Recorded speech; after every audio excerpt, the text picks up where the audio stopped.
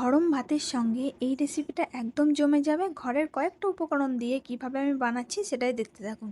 প্রথমে আমি এখানে তেলাপিয়া মাছের মধ্যে নুন হলুদ দিয়ে মেখে নিয়েছি।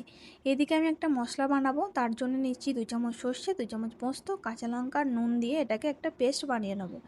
এবার কড়াইতে পরিমাণ মতো তেল দিয়ে দিচ্ছি একটু পরিমাণের হলুদ, যাতে মাছগুলো কড়াইয়ে লেগে না যায়। এবার মাছগুলোকে খুব ভালো করে ভেজে আমি তুলে নিচ্ছি। এবার ওই তেলের মধ্যেই এখানে দিচ্ছি পেঁয়াজ বাটা।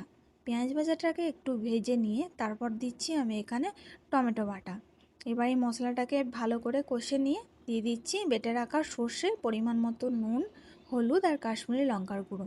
এবার এই সব মশলাকে ভালো করে কষে নিয়ে ওপর থেকে দিয়ে দিচ্ছি একটু পরিমাণে টক দই। আবারও মশলাটাকে 1 মিনিট মতো নেড়ে নিয়ে দিয়ে দিচ্ছি পরিমাণ মতো জল।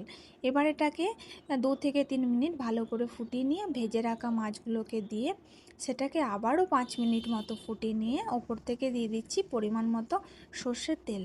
ব্যাস, তাহলেই রেডি আমাদের তেলাপিয়া মাছের সর্ষে ঝাল। আপনারা কে কে এই মাছটা খেতে পছন্দ করেন ঝটপট কমেন্ট করুন। আর এই রেসিপিটা যদি আপনাদের ভালো লাগে তাহলে অবশ্যই একটা লাইক করুন, আর চ্যানেলে নতুন হলে সাবস্ক্রাইব করুন।